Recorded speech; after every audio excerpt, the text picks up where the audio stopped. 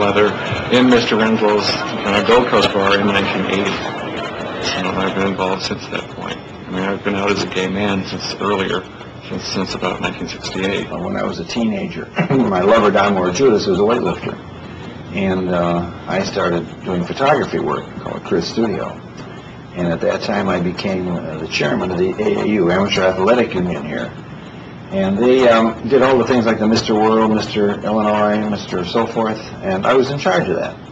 Well, then when I had the Gold Coast, which was a leather bar, it just became natural that we had an idea one day of having a bar contest calling it Mr. Gold Coast. And that was really the start of the Mr. Contest. It was a gentleman by the name of John Lenning, I can't remember the year, who was the first Mr. Gold Coast. Well, that was extremely successful. I mean, every year when we threw the Mr. Gold Coast, people would line up out in the streets to come for it. So one day my partner says, well, why don't we open this up, my lover Downs, and open it up to more people. So we said, okay, we'll throw a Mr. America or Mr. Leather America. We kicked all kinds of titles around, you know. And Don says, no, the leather community is international. And when he said that word, well, we just decided international Mr. Leather. So we decided to throw them.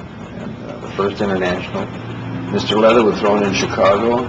It was at one of the hotels on Michigan Avenue. It's changed its name since. And we had 15 contestants, and I think around 400 spectators. And, it was a big party, too.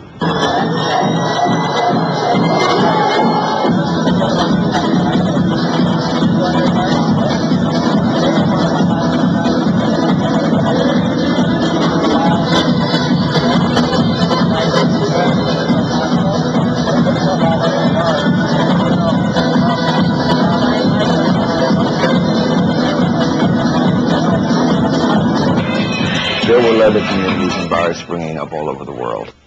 But most of the things were done by private parties and personal references and that sort of thing. Networking is the way people met.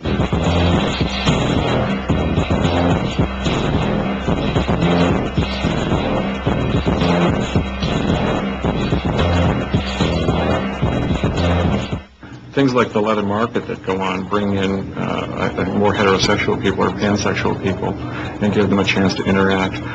This year, for the first time, there were also quite a few social parties in the hotel, which had not happened in the past. So people did not have to go out to the bars.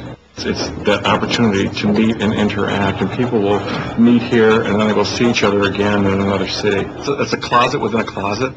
Here in Chicago, there are so many people that I've seen out at events over the International Mr. Leather Weekend in leather, and I've never seen them in leather at any other occasion. And I have always been fairly out as to everything I am and who I am. And, for example, going to a black tie dinner, wearing a tuxedo jacket and shirt and leather pants. And people have come over and said, gee, that's a really good idea.